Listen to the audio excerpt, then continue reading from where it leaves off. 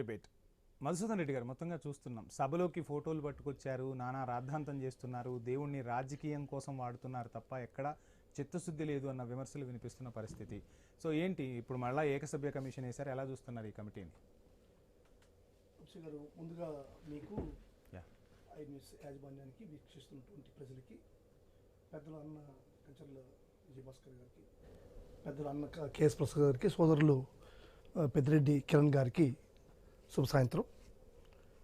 Sir, ఇప్పుడు తిరుమల నెయ్యి గురించి మనం ఇంత మాట్లాడుకోవడం అంత ఒక నీచమైనటువంటి కార్యక్రమం ఏది లేదు సార్ ఈ వ్యవస్థలో. ఎందుకంటే అతి పవిత్రమైనటువంటి ఈ నెయ్యిని ఇంత డ్యామేజ్ చేస్తూ రాజకీయంగా వాడుకుంటూ ఈ విధంగా మాట్లాడుకోవడం, దీని మీదనే ఎక్స్టెన్షన్స్ తీసుకుపోవడం అనేటువంటిది ఎంత చూడేసేదానికి ప్రజలందరూ కూడా చాలా అసహించుకుంటున్నారు. ఈరోజు మనం అందరినీ కూడా చంద్రబాబు నాయుడు కావచ్చు, ఇంకొకరిని కావచ్చు, ఇది ఎక్స్టెన్షన్ చేసే ప్రతి ఒక్కరు కూడా ప్రజలు అసహించుకుంటున్నారు.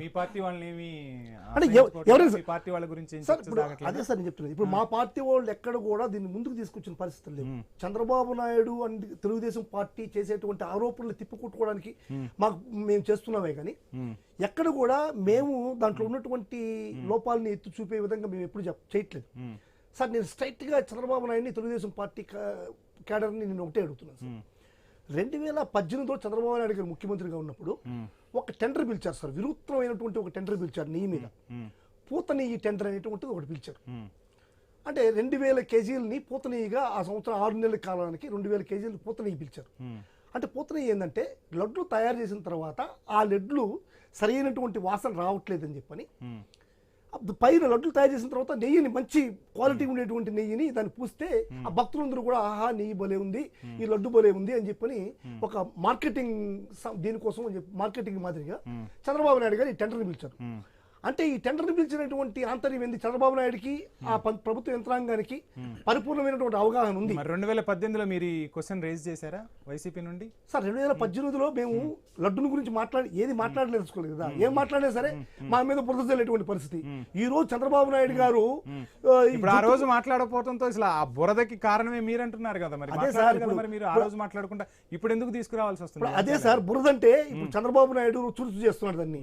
అసలు నిరాధారమైనటువంటి ఈ ఆరోపణలు, ఈ జంతుకు కలిసింది, ఫిష్ ఆయిల్స్ కలిసింది, లప్సా కలిసింది, కెమికల్ స్లర్రీ కలిసింది, వీటన్నిటిని కూడా చంద్రబాబు నాయుడు సైంటిస్ట్ మాదిరి మాట్లాడుతున్నాడు. ఇవి కలిసిందని చెప్తున్నారు కానీ వాటితో ఏ విధంగా తయారు చేస్తారనేటువంటి ప్రాసెస్ మాత్రం మనం ముందుకు చెప్పట్లేదు. ఇప్పుడు ఈ కలిసిందని ఇప్పుడు ఈ 18లో జరిగినటువంటి టెండర్ చంద్రబాబు నాయుడు సమాధానం ఏం చెప్తాడు అంటే దాంట్లో నెయ్యి బాగాలేదనే కదా, నెయ్యి తయారు చేసేటువంటి నెయ్యి బాగాలేదు కాబట్టి నేను పూత నెయ్యి పిలుస్తున్నాను అనేటువంటిది అది సందేశమే కదా జనాలకు చెప్పాల్సిన పరిస్థితి. సరే, అది అయిపోయింది. ఇన్ని చేశారు. జంతు కొవ్వు లేదు, జంతు కొవ్వుల గురించి మాట్లాడొద్దని చెప్పిన సాక్షాత్తు సుప్రీంకోర్టు కూడా లడ్డును గురించి కామెంట్ చేయకూడదు అనుకుంటే నిన్న మొన్న కూడా చంద్రబాబు నాయుడు అదంతా విజ్ఞత మర్చి ఈ రోజు జంతు కొవ్వు ఉంది. మీరెందుకు సభలోకి వెంకటేశ్వర స్వామి ఫోటోలు పట్టుకొని రావాలి సార్? ఒకటే సార్, సభలోకి ఎందుకు వెంకటేశ్వర స్వామి ఫోటోలు చూసుకుంటారు? దాంట్లో తప్పే ఉంది, నాకు అర్థం కావట్లేదు. అది దాన్ని ఏ విధంగా క్రియేట్ చేస్తారు? సభ అనేటువంటిది దేవాలయం. దేవాలయంలోకి దేవుడు ఫోటో పెట్టుకోవచ్చు, తప్పే ఉన్నది. మేమైనా రాక్షసుల ఫోటో తీసుకొచ్చాము దాంట్లోకి? కాదు కదా. సాక్షాత్ కలియుగ వైకుంఠ ద్వయం వెంకటేశ్వర స్వామి గారి ఫోటోనే కదా. ఆ సభ అనేది కూడా దేవాలయమే కదా. దాంట్లో దేవాలయంలోకి దేవుడు ఫోటో తీసుకురాకుండా రాక్షసుల ఫోటో తీసుకురావాలన్నా చెప్పండి. రాక్షసుల ఫోటో తీసుకుంటే మీరు విమర్శించండి. వాళ్ళు విమర్శ ఏంది? సభలోకి వెంకటేశ్వర స్వామి ఫోటో తీసుకుని వచ్చింది కాదు విమర్శ. సభలోకి వెంకటేశ్వర స్వామి ఫోటో తీసుకుని వచ్చేటప్పుడు చెప్పులు వేసుకున్నారంట. మరి చంద్రబాబు నాయుడు గారు ఎప్పుడు చేసేటువంటి ప్రక్రియ ఏంది అసలుకి? ఆయన చేసినటువంటి ప్రక్రియ ఒక్కసారి మనం చర్చ అంతా ఒకళ్ళపై ఒకళ్ళు విమర్శలు, ప్రతి విమర్శలే సరిపోతుంది. ఇప్పుడు లోకేష్ మాట్లాడారు, రేపు ఏదో సభలో గట్టిగా చర్చిద్దాం, ప్రతి అంశం గురించి మాట్లాడదాం అని ప్లీజ్ ప్రతి అంశం గురించి మాట్లాడదాం అన్నారు. ఇప్పుడు ఒక కమిటీ వేశారు, ఏకసభ్య కమిషన్ వేశారు. ఈ ఏకసభ్య కమిషన్ ఏం తేల్చబోతుంది? దీనికి మీరు సిద్ధంగా ఉన్నారా? ఆ తర్వాత జరిగే పరిణామాలు, ఆ తర్వాత ఖచ్చితంగా పాలనాపరమైన సంబంధించి చర్యలు కూడా తీసుకోబోతున్నామని చెప్తున్న పరిస్థితి. సో ఏంటి సార్? ఇప్పుడు యాక్చువల్గా ఒక కమిషన్ అనేటువంటిది చంద్రబాబు నాయుడు గారు ఫస్ట్ వేశారు సార్ లడ్డు మీద విచారించడానికి. ఈ కమిషన్ సరిగా పనిచేయదు, చంద్రబాబు నాయుడు వివక్షతో పనిచేస్తాడని చెప్పి మేము సుప్రీంకోర్టుకి వెళ్ళాం. సుప్రీంకోర్టు యాక్సెప్ట్ చేసింది ఆ రోజు. అంటే చంద్రబాబు నాయుడు వివక్షతో పనిచేస్తాడు కాబట్టి మేమే ఒక కమిటీ వేస్తామని చెప్పి కమిటీ వేసింది.